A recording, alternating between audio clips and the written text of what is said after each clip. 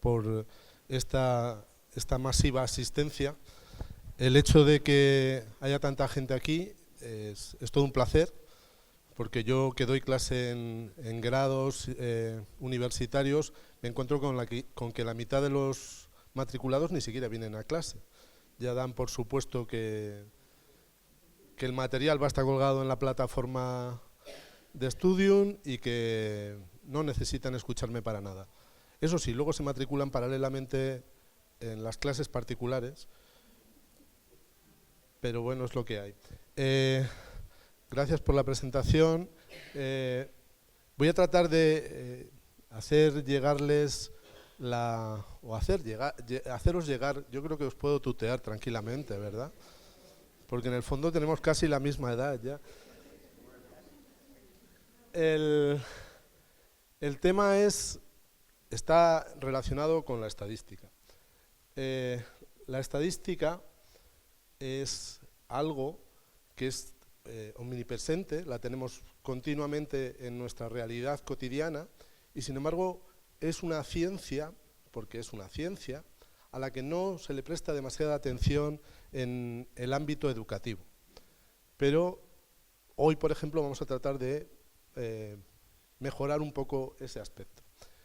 Lo primero es empezar por tratar de conocer qué es la estadística, porque seguro que de los que estamos aquí todos tenemos una noción diferente de qué es la estadística o todos pensamos no exactamente lo mismo de qué es la estadística. Y entonces, para ver qué es la estadística, a mí se me ha ocurrido ir a las fuentes. Uno se va a la Real Academia de la Lengua, a la Real Academia Española de la Lengua, y mira a ver las definiciones que hay de estadística.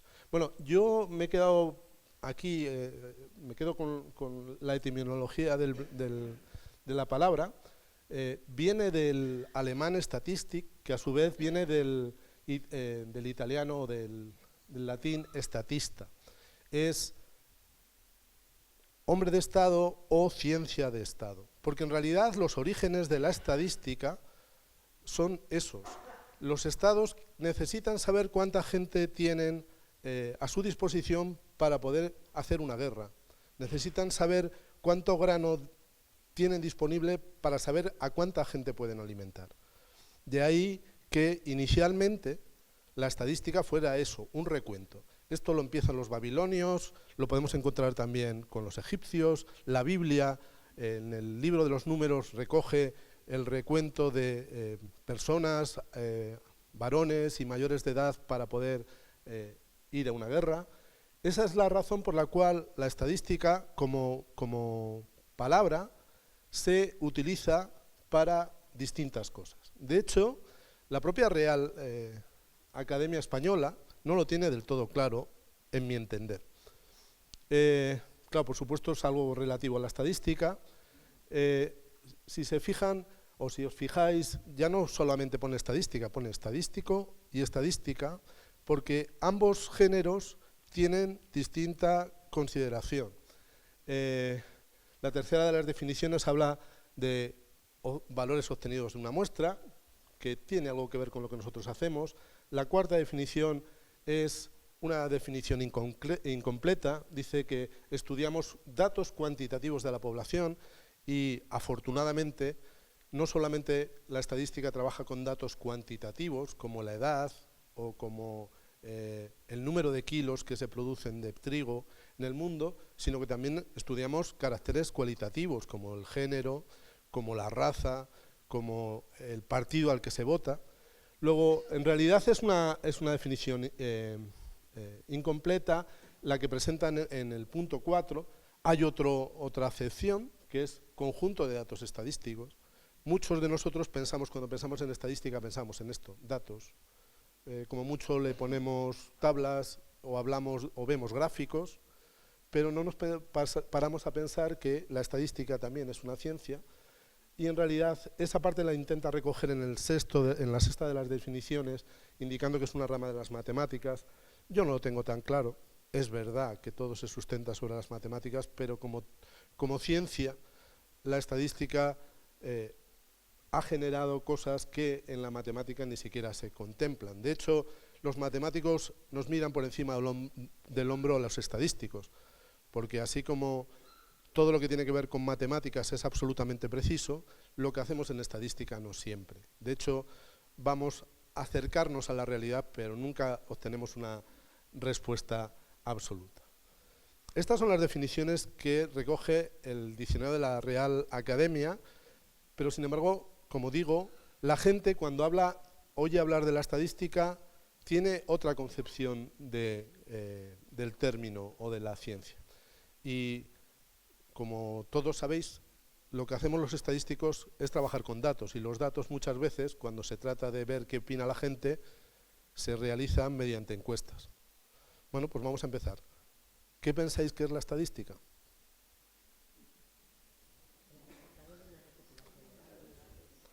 Un conjunto de datos, dicen por aquí, el resultado de la recopilación de datos. Efectivamente, tiene que ver con la muestra, como veremos más adelante, porque eso es el sentido último de la técnica. Pero si os fijáis, ni siquiera hablando de modo coloquial, todos tenemos la misma percepción de la estadística, y sin embargo, la estadística está por todos lados y es absolutamente importante.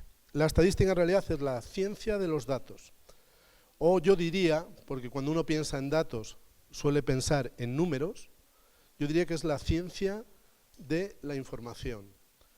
Cómo analizar la información de la que se dispone y sobre eso sacar conclusiones. Una definición de andar por casa es ciencia que se ocupa de recoger información, de recoger datos, organizarlos, resumirlos, representarlos gráficamente, analizarlos y con esa información tratar de sacar conclusiones válidas para lo que sea motivo de nuestro estudio.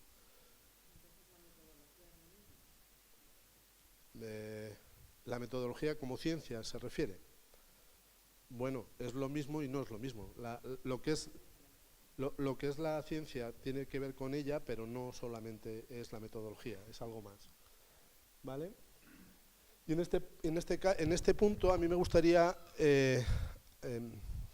hablar de estadística y estadísticas. Cuando hablamos de estadística hablamos de la ciencia, vamos a entrar poco en ese ámbito, sí que va a aparecer, pero de manera colateral. De lo que vamos a hablar sobre todo es de estadísticas, porque es con lo que nos manejamos habitualmente. Es decir, gráficos, tablas, datos, resultados que nos muestran todas y cada una de las acciones que realizamos diariamente en nuestro devenir cotidiano. Cuando fuimos absolutamente conscientes de que la estadística era muy importante, fue en la pandemia. No sé si os acordáis de que hablaban de eso de aplanar la curva. ¿Qué era eso de aplanar la curva? Porque estaban todo el día dándonos la matraca con hay que aplanar la curva. Aplanar la curva, esta es una curva epidemiológica. Esta trayectoria que sigue esta curva es el tiempo, partimos de un tiempo cero, aquí se producen los primeros casos del COVID, y como sabéis todos, la COVID es una enfermedad que se transmite de manera exponencial. Entonces, a tiempo cero hay muy poquitos casos, pero de repente empieza a subir mucho, hasta que llega un pico y luego empieza a bajar. El problema que nosotros teníamos con la COVID es que era una enfermedad nueva, sobre la que no había tratamientos, y además afectaba a todo el mundo, incluido a los propios sanitarios. Con lo cual, si seguíamos por el camino en el que íbamos, no solo en España, sino en el resto del mundo, la capacidad del sistema de salud se iba a quedar absolutamente saturado y, por tanto, no tendríamos la capacidad de sobreponernos a esa enfermedad. Y por eso hablaban de aplanar esta curva, porque esta curva estaba por encima de esta línea de puntos que indica la capacidad del sistema de salud. Nuestro sistema de salud en España, aunque pensamos cualquier otra cosa, y es verdad que está un poco peor de lo que estaba antes, pero es uno de los sistemas de salud más buenos de los que yo conozco, y algo conozco por ahí fuera. Tenemos la suerte de tener un sistema de salud muy bueno, pero que tiene una capacidad límite. esa capacidad límite está marcada con esta línea de puntos. Si se sobrepasaba esa línea de puntos, pues íbamos a tener serios problemas.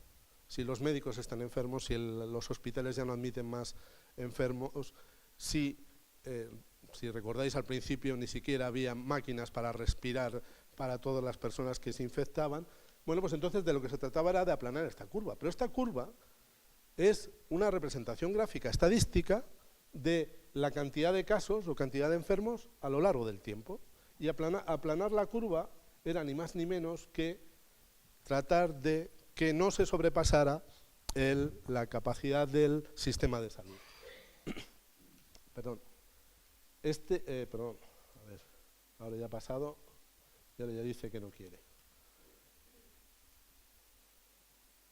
Por esa razón, por aplanar la curva, nos convencieron a todos y nos metieron en casa durante casi 4 meses, porque era la manera de evitar que esa curva no subiera para arriba. Y la forma de hacerlo, si se acuerdan, salía Fernando Simón diciendo que había que aplanar la curva y que nos teníamos que quedar en casa. Bueno, pues la razón se la daba esta gráfica, y esta gráfica no es más que la representación estadística de cómo iba a producirse la infección si no se ponían medidas frente a si sí se ponían.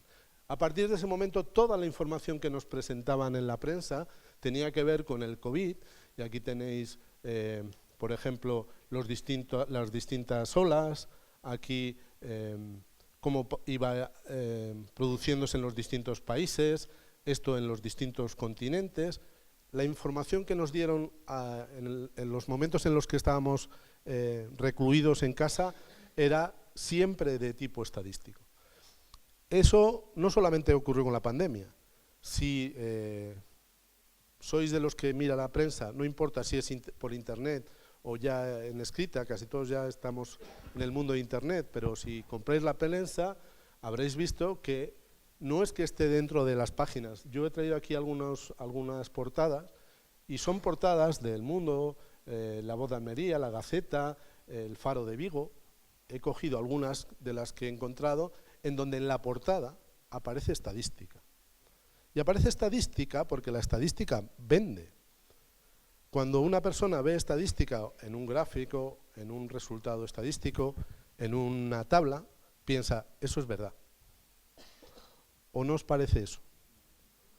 Cuando uno ve eso, dice, pues si lo están poniendo, luego no le prestamos la más mínima atención, que eso es lo que yo quiero que cambiéis a partir de hoy. Pero en realidad eso lo hacen porque, primero, es importante, y segundo, porque da una ilusión de veracidad. Y esa ilusión de veracidad es la que nosotros tenemos que poner a prueba. Si somos seres críticos, debemos de ser críticos incluso con lo que nos ponen en los periódicos. Aquí tenéis algunos de los ejemplos, están sacados de la prensa, unos son más recientes que otros, pero en realidad esto es de las elecciones del 28 de marzo. Si os fijáis en el tema de actualidad de cualquier periódico, hay distintos, aquí está El País, esta creo que era de La Razón, la de la derecha.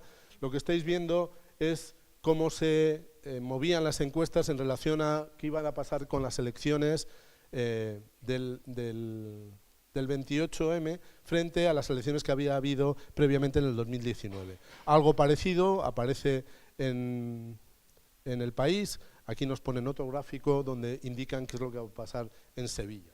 Y estos son los resultados que ponen para decirnos cómo van las elecciones. Luego, ellos deben de creer que nosotros sabemos mucho de esto, y entonces debemos de estar un poco altos. Esta es de ayer, esta noticia es de ayer. Si me voy a la sección de economía, esta es del País, están hablando de cómo se reparte el espacio público en las ciudades de España. Dicen que el 68% es para los coches y el 32% es para los peatones. Bueno, esos datos habría que ponerlos un poco en tela de juicio para ver si lo que nos están diciendo se corresponde con la realidad o no. Pero si os fijáis, nos están indicando con diagramas de barras acumulados cuál es el espacio para coches y personas, si las aceras son o no estrechas. Y esto lo vemos, y supongo que es lo que os pasa a todos, la mayor parte de las veces no reparamos en ello. Simplemente lo vemos, es un argumento a favor, pero no lo leemos y pasamos adelante. Pero en el fondo estamos diciendo, mira, si además han hecho hasta gráficos y han hecho estudios, o sea que esto es muy importante. Aquí tenéis un cartograma en el que indican cómo es la variación del stock de viviendas en alquiler. Aquí tenemos un diagrama de perfil en el cual se ve qué le pasa al IPC. Esta es la inflación que había en mayo. Si nos vamos a la sección de internacional, antes había el tema de la guerra de Ucrania, ahora también, desgraciadamente no se ha terminado esa guerra, pero tenemos otra que es un poco más reciente, que es la de Israel y Gaza, y entonces aquí tenéis pues lo mismo, evolución de los desplazados, me lo muestran con un diagrama de perfil, me dicen cuántos fallecidos hay en el conflicto de Palestina e Israel, me ponen un cartograma para indicarme dónde están bombardeando y hacia qué zona están desplazando a la población en Gaza. Es decir, incluso para cuestiones bélicas nos aportan información estadística para tratar de convencernos de que lo que están haciendo o de lo que están diciendo viene avalado por la información.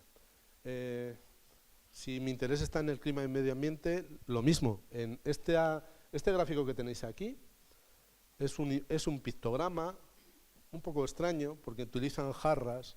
En esas jarras hay distintos niveles y tienen que ver con la capacidad de los embalses de la provincia de Salamanca. Ahí está el Águeda, Santa Teresa, este es el de Irueña. Bueno, pues esto aparece en la Gaceta.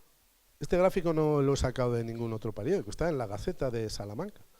Y me están poniendo un gráfico estadístico para decirme cómo están los embalses y cómo están en relación al año 2017.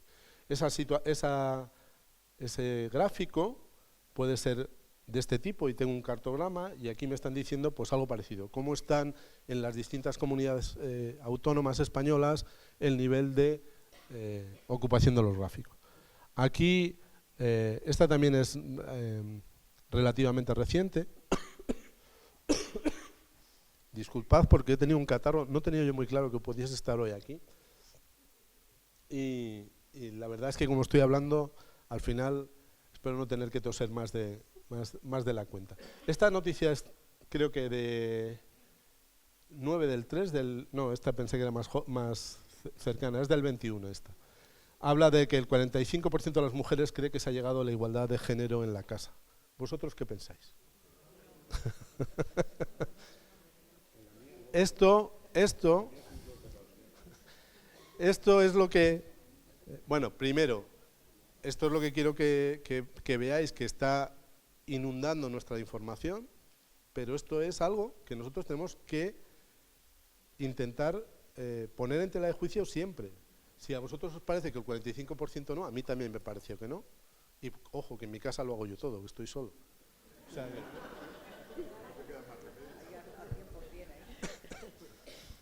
O sea,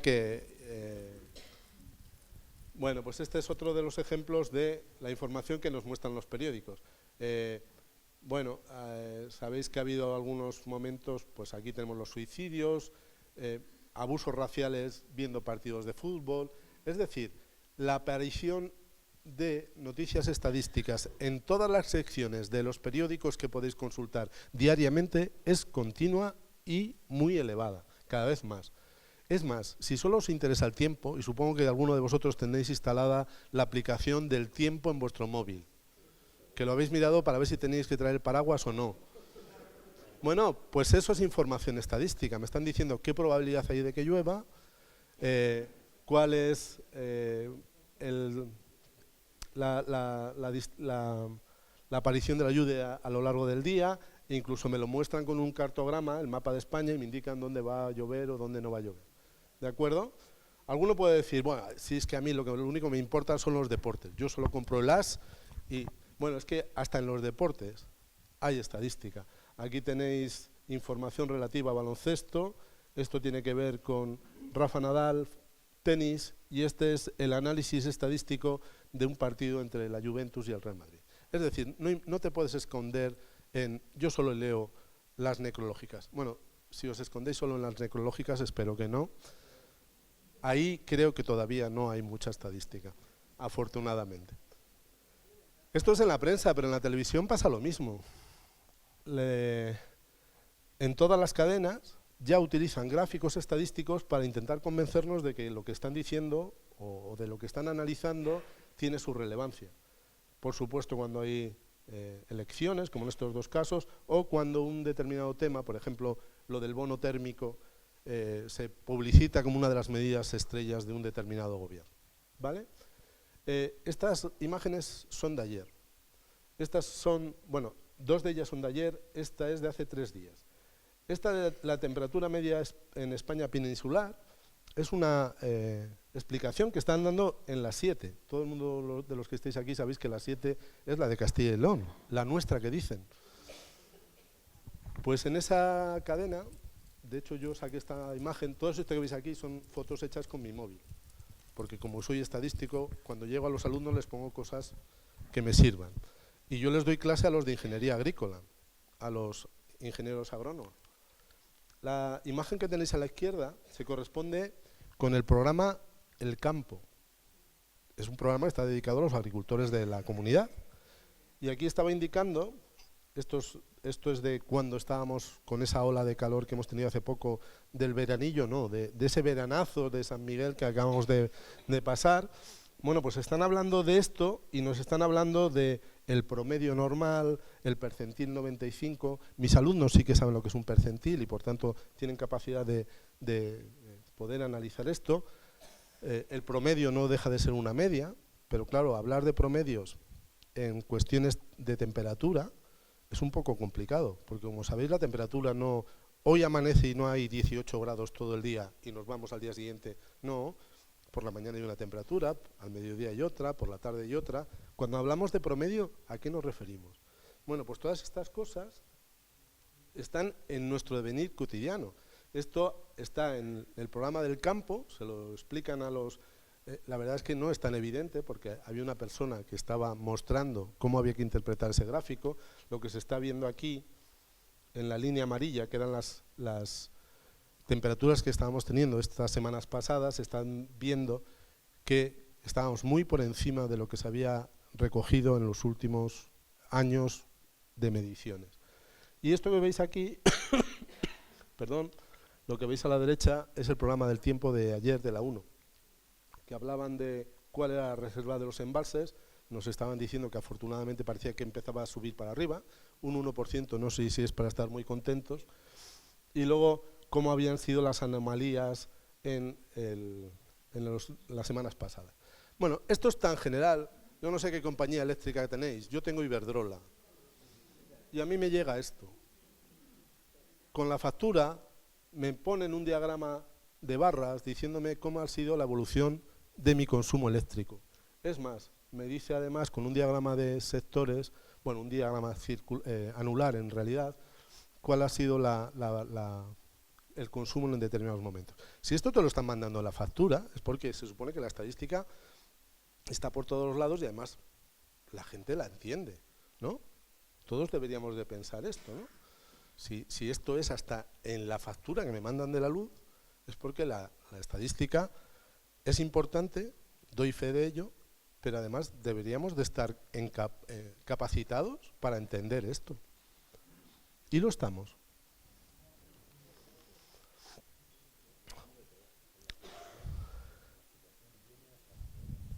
Sí, por horas, depende de la compañía eléctrica, indican una cosa u otra. Hasta aquí me he quedado en lo que podemos observar todos, pero luego si nos vamos al apartado ciencia, aquí tenéis 6 artículos. Bueno, aquí hay que venderse también, este primero es mío, ¿vale? Es uno en el que he participado yo. Bueno, pues estos artículos no tendrían razón de ser si no hubiese una técnica estadística detrás que avalase los resultados que hemos encontrado. De hecho, cuando hacían la presentación, decía la compañera que yo estaba en 2 grupos de investigación. Yo pertenezco al IPSAL y estoy en el INCIL, que es, bueno, el IPSAL es el Instituto Biosanitario de Salamanca y el INCIL es el Instituto de Neurociencias de Castilla y León. Yo hago estadística. Porque los que hacen biología o los que hacen medicina obtienen datos y sin la estadística no podrían poner sobre el papel las conclusiones que ponen sin que eso tuviese peso. Entonces, no solo en la vida cotidiana, sino en ciencia, sobre todo en ciencia. La estadística es absolutamente fundamental. Y yo lo que os quiero traer es la reflexión. ¿No os parece que la estadística, esto que os decía antes, si está en todos los lados, si nos la ponen hasta para desayunar, no debería de tener una mayor incidencia y explicación en nuestras vidas? Esto es ahora, seguro que conocéis a George Wells. Este es un tío muy interesante.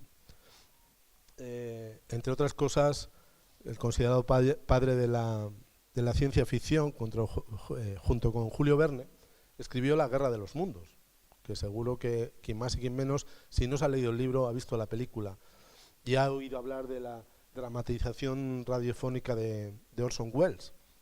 Bueno, pues este señor, que es de principio del siglo pasado, en un libro que escribió en el 1903, Haciendo Humanidad, decía: llegará un día, por si no estáis situados, esto fue en 1903, estamos en el 2023. Este señor en el 1903 dijo: llegará un día en que el pensamiento estadístico será tan necesario para ejercer la ciudadanía con eficiencia como la capacidad de leer y escribir. Este señor, que era un visionario y que sacó una novela como El hombre invisible o La Guerra de los Mundos, se dio cuenta ya entonces que no había lo que hay ahora, porque ahora, entre otras cosas, hay ordenadores, y los ordenadores han hecho que la estadística se haya difundido de manera mucho más brutal. Este señor se dio cuenta de que eso tenía que ser así. ¿Y sabéis cuál es la impresión que yo tengo? De que no es así. De que realmente estamos lejos de tener la cultura estadística necesaria como para poder afrontar con determinada garantía lo que los medios de comunicación, la ciencia, yo qué sé, nos muestra. No lo pienso solo yo, que yo en el fondo no soy nadie. En el año 1988, Allen Paulos escribió el libro El nombre anumérico. Y dice que, a pesar de que nos manejemos con números, en realidad somos muy malos haciéndolo. No tenemos mucha capacidad, nuestra apreciación de los números no es muy allá, y no tenemos conceptos básicos como son lo del cálculo de probabilidades y, por supuesto, lo que tiene que ver con estadística. Pero es una pena, ¿no? Porque resulta que está por todos los lados y resulta que no nos comprendemos. Entonces, alguno de vosotros podría pensar: qué mal, o yo no entiendo la estadística, pero no os preocupéis. Esta noticia, ahora mismo he perdido esto es del... no sale ahí. Este es un artículo del año 2016. Este artículo dice que los investigadores no saben estadística y eso perjudica la ciencia. O sea, no es que el común de los mortales no sepamos la estadística que deberíamos de saber, es que los científicos tampoco. Y entonces, llegados a este punto, ¿no tenéis esta impresión? Anda, necesito la estadística, pero como que me asusta, ¿verdad? Porque no tengo los conocimientos, ¿cómo puedo interpretar? ¿Nos debemos de asustar? Pues la realidad es que no demasiado. Hay que tomar ciertas determinaciones, pero no demasiado, porque como también ha aparecido hace muy poco en prensa, si las jirafas del Zoo de Barcelona saben estadística, ¿por qué nos va a asustar a nosotros? ¿Y cómo es que las jirafas del Zoo de Barcelona saben estadística? Porque les ponen varios recipientes, cada uno de los recipientes tienen distintas cantidades de nutrientes, pero ellos saben lo que les gusta y lo están viendo. Y ellos son capaces, aunque no de forma numérica, claramente, pero las jirafas saben cuál les conviene más. Y entonces, después de una prueba de ensayo-error, se ha demostrado que efectivamente hacen aproximaciones probabilísticas y infieren en qué recipiente pueden consumir más alimento. Esto, como os digo, es un artículo que ha salido hace muy poco y es un artículo que nos da cierta garantía, porque si las jirafas saben estadística, ¿cómo no vamos a ver estadística nosotros? ¿Vale? ¿De qué ¿De qué se ocupa la estadística? Pues voy a tratar de explicarlo de manera sencilla para que todos podamos llegar. Por ejemplo, pensemos que quiero saber qué va a votar en las próximas elecciones la población de Salamanca. La población no tiene por qué ser una población humana. De hecho, la estadística trabaja con animales, con empresas, con... Lo que le interesa a la estadística es la población, el conjunto de cosas. Si lo hago con un ejemplo que me entendéis todos, pues mucho mejor. Quiero saber qué va a votar la población de Salamanca. ¿Vale? Esa es la idea. La estadística quiere saber cuál es la intención de voto de los salmantinos. ¿Qué pasa? Somos una ciudad pequeñita, ¿eh? Muy bonita, con muy buena gente, pero pequeñita. Aunque seamos tan pequeñitos, ya somos gente. Somos 150.000 personas mínimo. ¿Cómo le pregunto a toda la gente? Va a ser difícil. Y aunque le pregunte a toda la gente, no toda la gente me va a contestar. Pero además es que eso es un problema de tiempo, de dinero. Al final el dinero es casi siempre es el elemento... Porque claro, tengo que entrenar a la gente para que entreviste, que les haga las encuestas, que les encuentre en casa. Bueno, entonces, ¿cómo soluciona esto la estadística? Quiere saber qué va a votar la ciudad de Salamanca, pero la ciudad de Salamanca no la voy a poder entrevistar o conocer en un periodo de tiempo breve. ¿Qué puedo hacer? Pues selecciono una muestra. Y esta era la idea que apuntaba vuestro compañero antes. La estadística rara vez trabaja con la población, objeto de estudio. Lo que se hace es analizar una muestra, un subconjunto de esa población, que no debe de ser cualquiera. Tiene que ser una muestra representativa de la población. Y eso, aunque parece muy fácil, es de lo más difícil que tiene la estadística. Y eso es lo que hace que la estadística muchas veces no pueda sacar conclusiones buenas. Porque que saquemos gente de todos los perfiles que hay en Salamanca, eso a la larga es complicado. Pero la idea es, voy a intentar sacar la muestra, es decir, un conjunto más pequeñito, de personas que me den una idea de a quién van a votar. ¿Vale? Y esa muestra puede ser pues un colectivo, digamos, 1.500 personas. Vamos a entrevistar a 1.500 personas que estén en edad de voto y sobre eso vamos a hacer el análisis. ¿Quiénes son los objetos de estudio? Pues cada uno de los votantes. Los llamamos individuos en estadística, pero en este caso ni en este ejemplo serían las personas que están formando parte de mi muestra. ¿Y qué les voy a pedir a los individuos? A los individuos les voy a preguntar qué edad tienen, qué ocupación tienen y a quién van a votar. Y me interesa preguntarles también qué edad tienen y qué ocupación tienen, porque luego me interesa saber si los maestros van a votar a la derecha, a la izquierda o al centro, o si la edad va a ser un motivo de que la gente vote a una cosa u otra. Es decir, voy a pedirle que me den información. Cada una de las cosas que yo le pregunto a los individuos es una variable. Y es variable en el sentido de que cada individuo va a dar una respuesta propia. A veces van a coincidir, pero en realidad lo que va a contestar un individuo, si le preguntamos por su edad, va a ser una cosa diferente. Todos los que estáis aquí no tenéis la misma edad. Si os pregunto, ese dato va a ser variable. Y por eso se denomina así, variable. Y es sobre esas variables de los individuos que forman parte de que forman parte de mi muestra, sobre la que voy a hacer estadística. Y algunas de esas estadísticas ya las conocéis. Sabéis lo que es la media, ¿verdad? Todo el mundo, la mayor parte de la gente sabe lo que es la media de la edad. Yo cojo todas las edades, las sumo y divido por el número de personas y tengo la edad media. Bueno, pues la media es uno de esos estadísticos que yo voy a calcular en la muestra a partir de las variables que me dieron los individuos. Y con esos estadísticos, ¿qué hago? Pues puedo hacer dos cosas.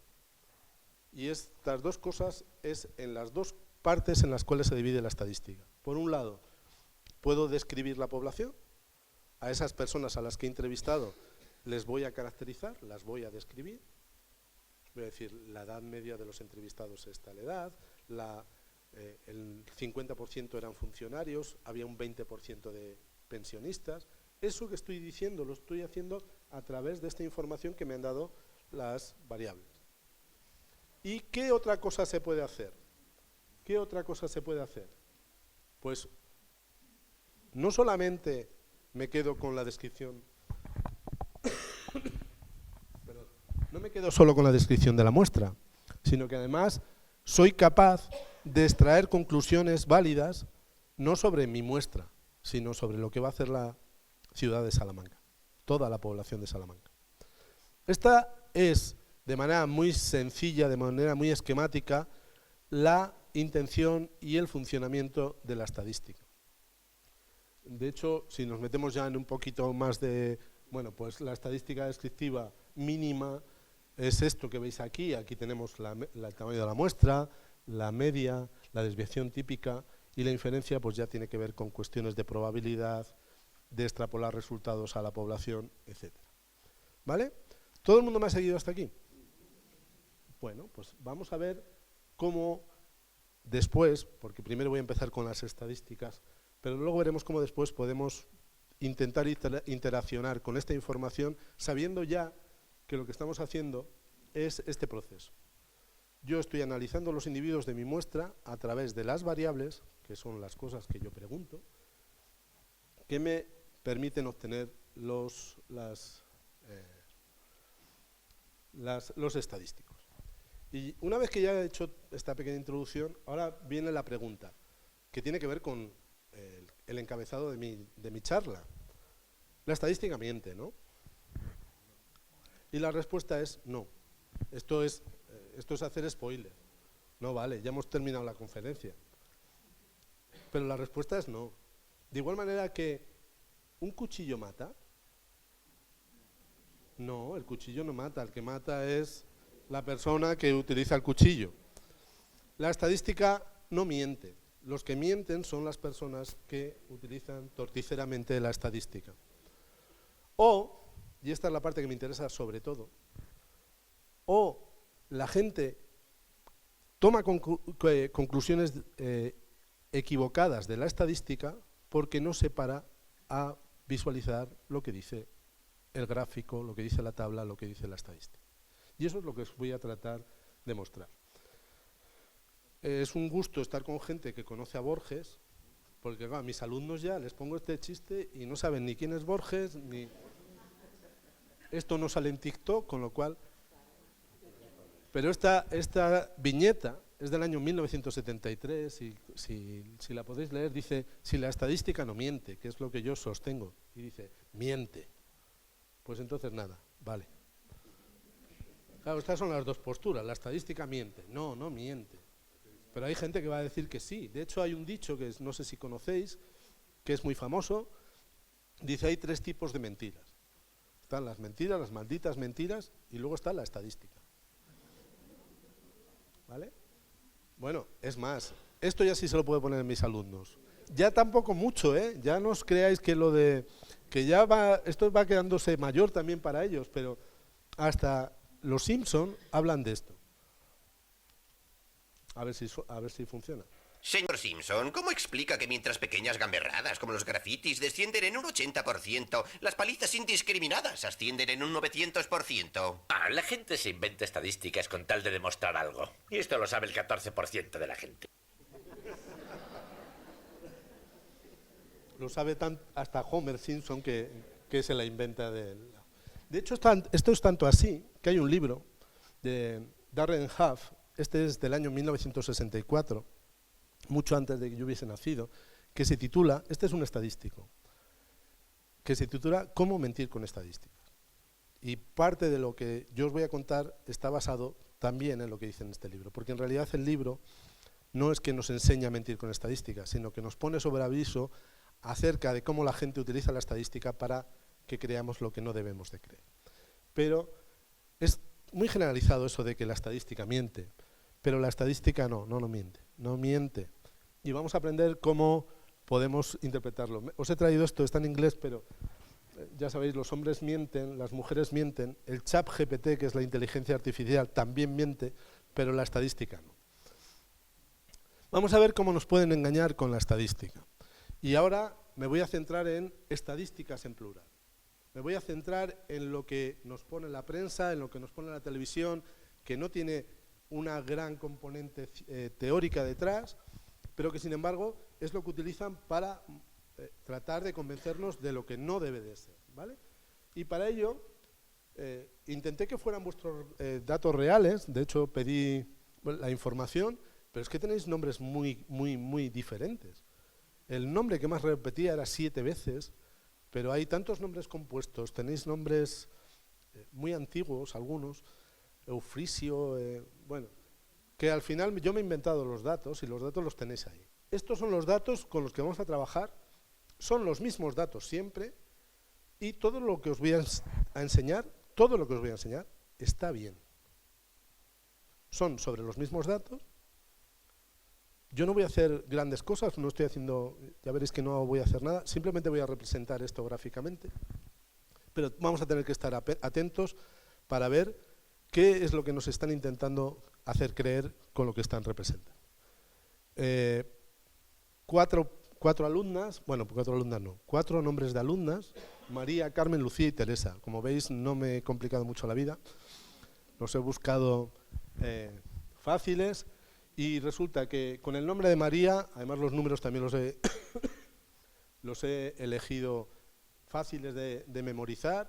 María se repite 10 veces, Carmen 20, Lucía 30 y Teresa 40. Ya podéis entender que esto no pasa con este colectivo de gente. ¿Cuántos de los que estáis aquí os llamáis Lucía? Claro, yo he puesto 30, fijaros. Lucía es para los chicos, las chicas jóvenes, ¿no?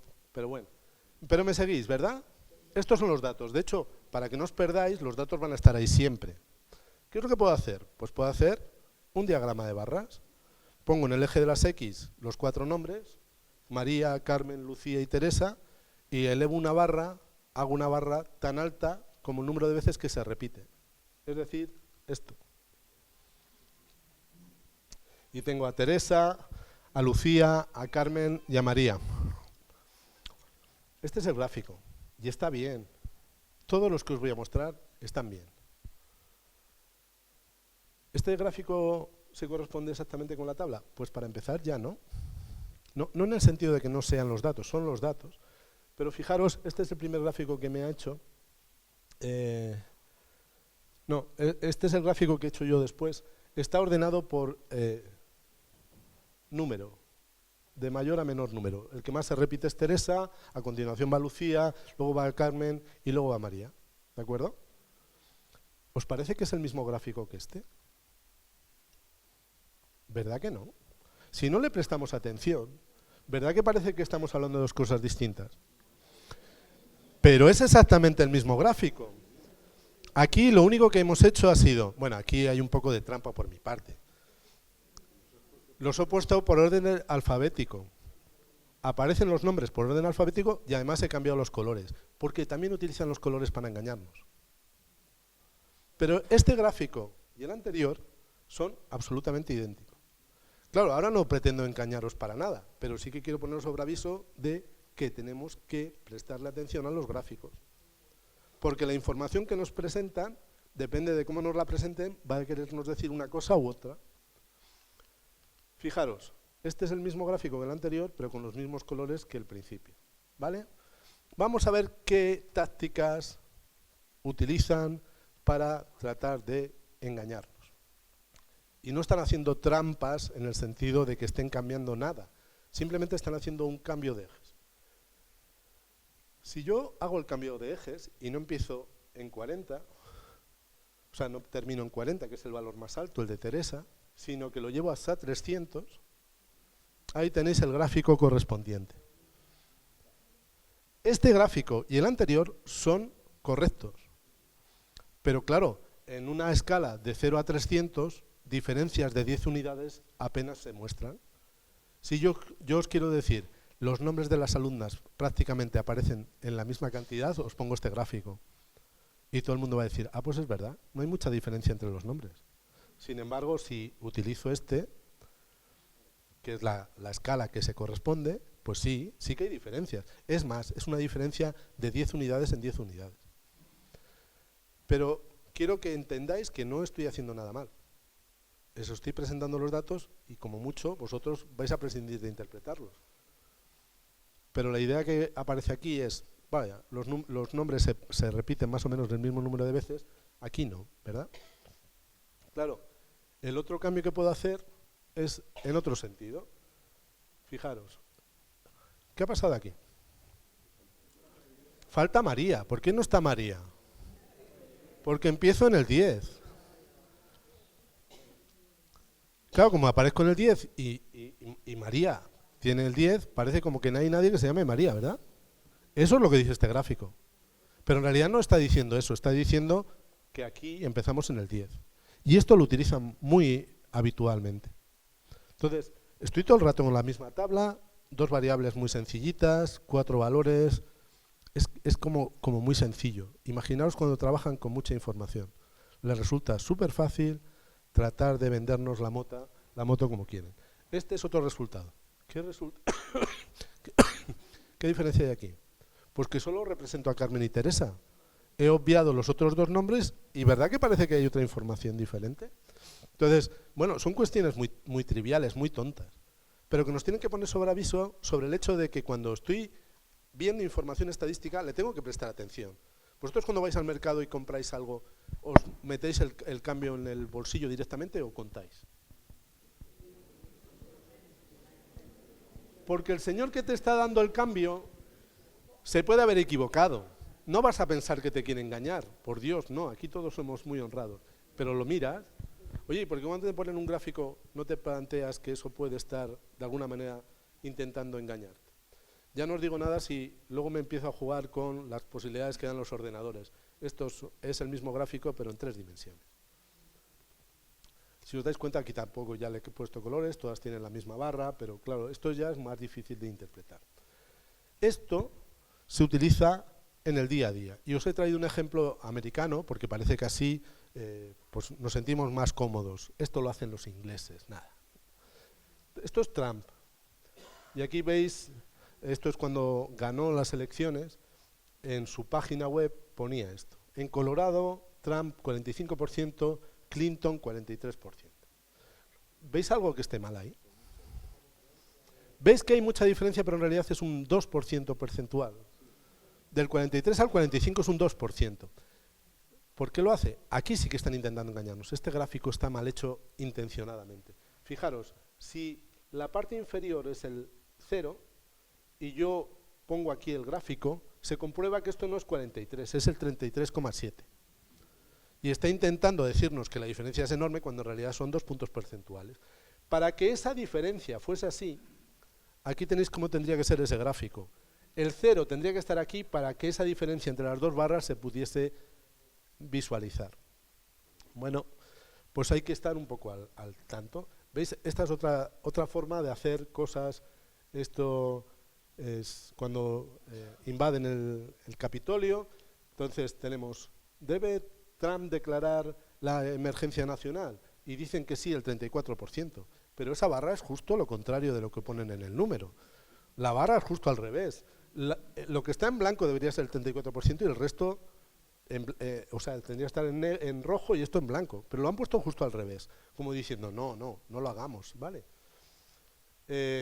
Aquí tenéis otro ejemplo, este es muy comentado, esto es en Venezuela. Os estoy poniendo ejemplos de fuera para que veáis que esto son los de los extranjeros. Veis que ganó Maduro con un 50,66 frente a un 49,7. Vamos, esto sí que ya es de juzgado de guardia, ¿verdad? Pero esto es lo que salió en la televisión venezolana, como diciendo, he ganado, vamos, por goleada. Pero la realidad, ya lo sabéis, es absolutamente otra. No os he traído cosas bueno, algunas sí que hay, de España. Esto no lo hacen solo los de fuera, aquí lo hacemos también.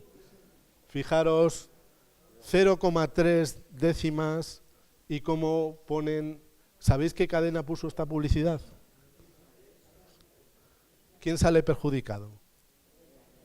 Antena 3, pues Telecinco. Por eso ponen esas dos barras que tienen una diferencia tan brutal. O sea que no solo es Trump, no solo es Venezuela, aquí también sabemos hacer de lo nuestro. ¿Vale? Bueno, aquí tenéis otro ejemplo de cómo la elección de las escalas puede hacernos parecer, son exactamente los mismos datos, que no existen diferencias o que esas diferencias son muy grandes. Todo depende de la escala que tengamos en el eje de la SIS, ¿vale? Aquí tenéis otro gráfico interesado, ya traigo otros ejemplos para que veáis que esto es generalizado. ¿Verdad que parece que la papaya no la come nadie? Bueno, pero es que empezamos en 35. Si esto lo ponemos en su escala 0, resulta que la papaya también se vende. Pero si yo quiero decirle a mis clientes, no traigo la papaya porque esto no lo come nadie. ¿Vale? Este es un gráfico del país. Este es el gráfico que aparecía. Esto suele ser muy utilizado, no digo en el país ni en relación a este tipo de cosas, porque esto cambia, pero en realidad sí que utiliza mucho presentaciones en las cuales mezclan gráficos, imágenes.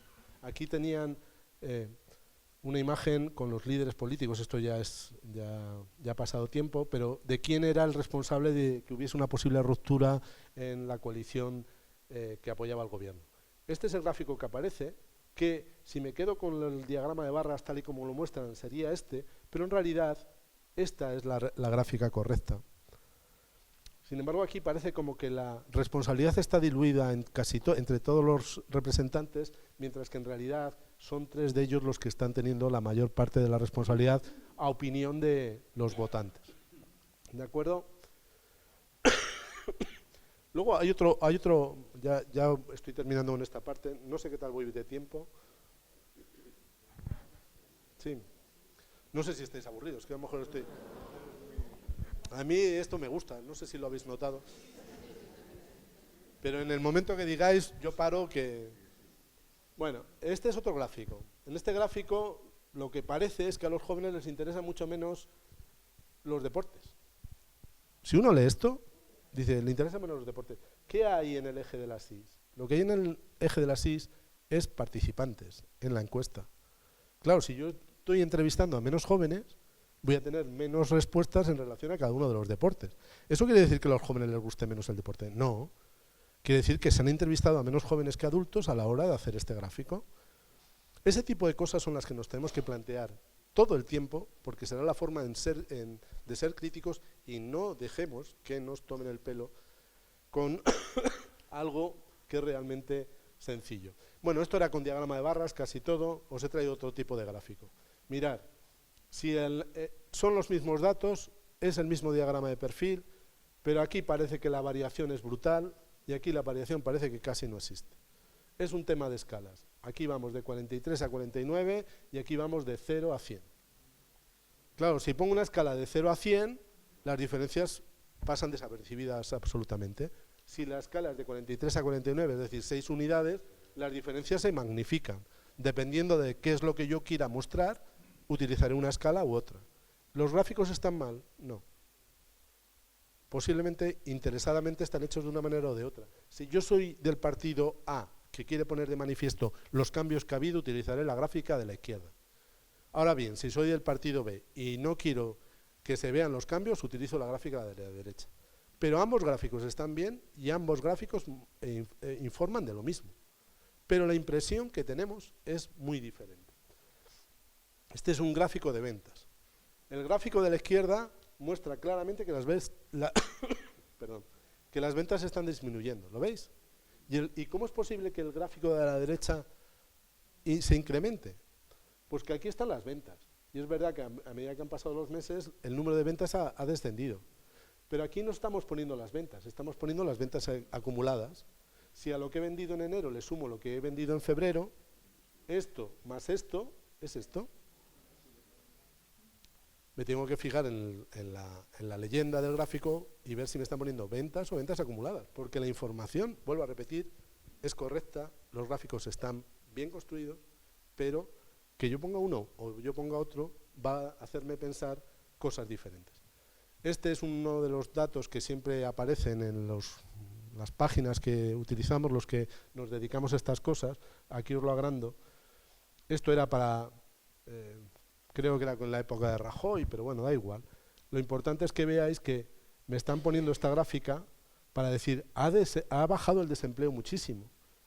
Pero en realidad el último valor, 4.440 47, bueno, es 4.447.711, es mayor que este valor de aquí. Sin embargo, si trazamos una línea recta, veis que están en el mismo punto. Es decir, aquí sí que hay un engaño deliberado y lo puedo detectar simplemente viendo el cambio. Eso que os decía cuando vais a comprar, que miráis a ver si os han dado bien la vuelta. Pues aquí igual. No, a ver, que es que solo hace falta contar. Si aquí me están poniendo 4.100 y a mí aquí 4.400 o 4.400.000, pues entonces algo está mal, ¿de acuerdo? Esto apareció en televisión española, ¿eh? Quiero decir, esto no ha sido una cosita de andar por casa. Este es otro de los gráficos que se suele utilizar para equivocar. Esto se llama pictograma de ampliación. Aquí estaban intentando decirnos cuál es la altura de determinadas de las mujeres, por eso ese símbolo, en distintos países. El primero es Letonia, luego está Austria y el final está la India. Estos gráficos son muy llamativos, ¿vale? Porque llama mucho la atención. En vez de poner una barra, pongo una figura alusiva al tema, pero son muy equívocos. ¿Os fijáis la diferencia que hay entre las mujeres de la India y las letonas? Vamos, que no se enfrenten en un partido de baloncesto, que tienen las de perder. ¿Cómo puede ser eso? Bueno, porque en realidad está mal construido. No se deben de utilizar esto porque no estamos valorando la altura del símbolo que aparece aquí, sino que estamos valorando el volumen, el área. Como el área es mucho mayor que la de la primera mujer, parece que la diferencia que hay entre las alturas de esas dos nacionalidades es brutal. Pero si uno se pone a mirar los datos, yo os lo he puesto en centímetros porque eso viene en pies y en pulgadas, las indias miden 1,50, que es verdad que no son muy altas, pero las letonas tampoco es que sean una cosa altísima. Entre 1,50 y 1,65 desde luego no aparece en este gráfico. La idea que yo tengo es que las letonas son, vamos, todas para mí. Bueno, y luego ya para finalizar, bueno, creo que es el último, sí. Este es sin duda el gráfico peor que hay. Yo le digo a mis alumnos que nunca lo utilicen, sin embargo es uno de los más empleados, es el diagrama de sectores. Los americanos o ingleses lo llaman el pie chart, el diagrama tarta. Bueno, se suele presentar además así en 3 dimensiones, con lo cual uno no sabe muy bien cuál es el más grande. Sin embargo, si lo pongo en plano, se observa que es el coche el que tiene un porcentaje más elevado. Sin embargo, si lo pongo aquí, ¿verdad que no se ve? Bueno, pues este es otro de los efectos con los que suelen jugar para ocultar determinadas diferencias. Bueno, esto es en relación a, tenéis que estar precavidos en relación a qué os presentan de forma gráfica, porque los gráficos dan mucho pie a que os den gato por liebre. Y no porque lo estén haciendo mal, sino porque están interesadamente presentando la información de modo interesadamente sesgado. Pero si estáis vosotros al tanto, que me has devuelto una moneda de 20 céntimos y yo te he dado 10 euros. Pues esto es lo mismo. Voy ahora a la parte de la estadística, que es un poco más compleja y como aquí seguramente pues ya no tenemos los mismos niveles, los mismos conocimientos, pues tampoco voy a entrar mucho. Pero os he traído otra cita de Thomas Carlyle. Este era un matemático, filósofo, ensayista escocés, también antes del siglo XIX, rector de del siglo XIX, rector de la Universidad de Edimburgo, que dijo: con números se puede demostrar cualquier cosa. Esto que decimos a veces, están cocinando los datos. Se están cocinando los datos tiene que ver con esta misma idea, que también es verdad, pero aquí yo quiero que también prestéis atención y que no os dejéis engañar por mucho de que lo que os estén intentando vender no lo controléis exactamente. Porque en el fondo habéis llegado hasta donde habéis llegado, lo cual quiere decir que tenéis muchas más habilidades de las que vosotros mismos os pensáis que tenéis. Si yo tengo 5 números, 1, 2, 3, 4 y 5, ¿veis? No me he complicado mucho la existencia. Los 5 primeros números. Y yo calculo la media es 3. 1 más 2, 3, más 3, 6, más 4, 10, más 5, 15 en el numerador, dividido por 5 números que tengo, 15 entre 5, 3. ¿Estamos todos de acuerdo? Si yo hago esta suma y digo que esto vale 20, ¿me están engañando con la estadística? No, me están engañando con el resultado. La media está bien, lo que pasa es que han sumado mal. Luego, este resultado de aquí no vale. Tengo que estar un poco atento. Si me están diciendo que la media es 4, me mienten. Pero si me dicen que la media es 3, no me están mintiendo. Luego, como podéis ver, que es a la parte que quiero ir, si las cosas están bien hechas, la estadística no miente. La media vale 3, pues vale 3. Ah, que no se corresponde con lo que yo pensaba o no es el resultado que yo esperaba, esa es otra historia. Pero si la estadística está bien, no te miente. Lo que miente es la persona que te da el resultado incorrecto o que trata de hacerte ver lo que no es. Este ejemplo se lo pongo mucho a los alumnos, es verdad que de otra manera, pero es muy parecido. Si uno quiere colocarse en una empresa, ¿qué diría? ¿Cuánto me vas a pagar? Dice, pues todavía no lo tengo claro, depende de qué puesto desempeñes. Bueno, pero ¿cuál es el sueldo medio de la empresa? Y aquí os he traído los datos del INE. Estos datos se corresponden al año 2020. La media de lo que cobran los españoles, la media, es de 2.097 euros a nivel de toda España. Claro, ya os podéis imaginar que hay gente que gana mucho, mucho, y gente que gana poco. A este punto no he contado el chiste que sabrá todo el mundo aquí, que es, tú te comes 2 pollos, yo no me como ninguno y nos hemos comido un pollo cada uno, porque esa es la media. Este lo conocéis todos, ¿verdad? Vale, pues esto de la media va por ahí. La media del sueldo es este. Y te dicen, bueno, va a estar un poco por debajo de la media. Bueno, pero ¿cuánto por debajo? ¿Qué valor me interesa a mí que me digan respecto a los sueldos? La media. Ya sabéis que la media está muy influenciada por los valores extremos. Si hay 4 o 5 personas que ganan varios millones de euros, la media va a tirar hacia esa gente. Luego, la media no sé si es el valor de tendencia central más adecuado. ¿Qué otros valores puedo tener? Pues la mediana. Y esto de la mediana, pues ya es más desconocido. ¿Qué es la mediana?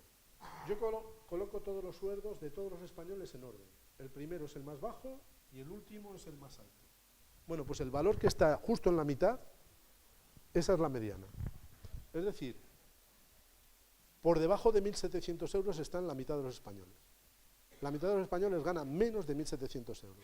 La otra mitad ganan más. Luego ya estáis viendo que la media me da una información peculiar, ¿verdad? ¿Perdón? Depende si la distribución es simétrica, que es a lo que vamos, sí. Pero luego, perdón, luego está la moda, que es otra medida de tendencia central. ¿Cuál es el valor más frecuente de los sueldos? ¿Qué gana la mayor parte de la gente? Es decir, que se repita más veces. Por lo que la moda del sueldo es 1.540 euros. Con esta información, ¿qué es lo que puedo esperar? Bueno, hay más medidas de tendencia central, está la media ponderada, y además a esto hay que sumarle la dispersión de los datos. Pero en realidad la idea es la siguiente. Si los sueldos siguen esta distribución, es decir, hay muy poca gente que gana poco. La gran mayoría gana en torno al valor medio y luego hay unos poquitos que ganan mucho. Es esta distribución de aquí.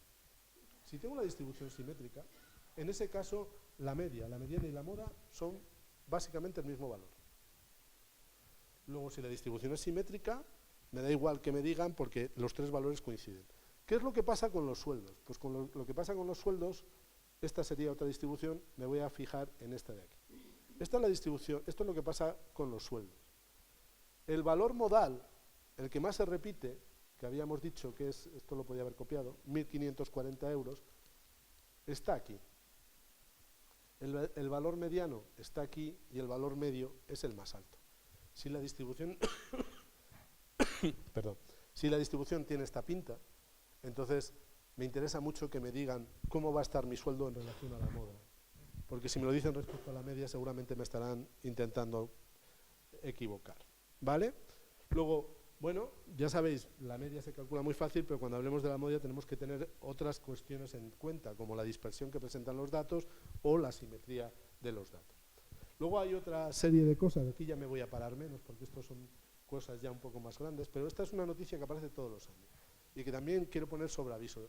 Espero que la próxima vez que la veáis en prensa, porque aparece todos los años, esta es del 2010, para que veáis que efectivamente es así.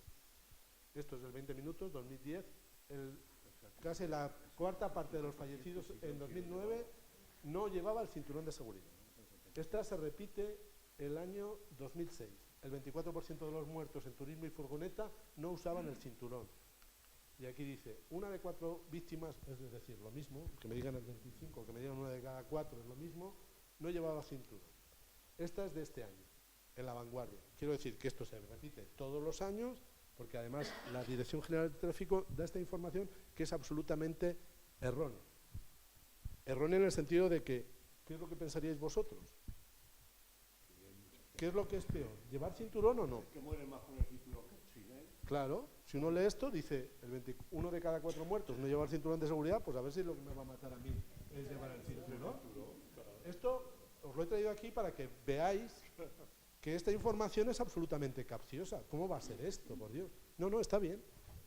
Efectivamente es así. Pero claro, ojo cuando os den una información que viene en porcentajes, no os la creáis, os tendrán que decir qué porcentaje hay de los que sí llevaban cinturón. Porque en realidad, fijaros, aquí lo tenéis definido, lo que hacemos casi todos es llevar el cinturón. Vosotros cuando os metéis en el coche os ponéis el cinturón casi todos. ¿A que sí? Luego la mayor parte de los accidentes se producen con gente que lleva puesto el cinturón. Es esto de aquí. En 950 accidentes se llevan el cinturón, en 50 no. ¿Y entonces qué pasa? Pues mirad, de 950, 840 sobreviven y 110 fallecen. Pero si me dicen solamente ese dato de 1 de cada 4 no llevaba el cinto, pues yo no lo voy a poner porque se mueren más los que llevan el cinturón. Cuando en realidad la información importante es esta, que de los que llevan cinturón fallecen solamente el 11%, mientras que los que no llevan el cinturón fallece el 70%. Claro, si eso lo ponemos con el total de los accidentes, pues al final es, efectivamente, 1 de cada 4 no lleva el cinturón, pero en realidad están muriendo el 70% por no llevar el cinturón.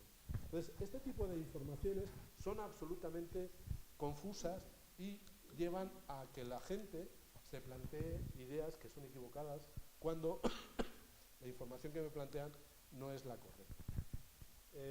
Si os acordáis, al principio decíamos, lo que me interesa es la población, pero como la población no está disponible, selecciono una muestra. ¿Vale?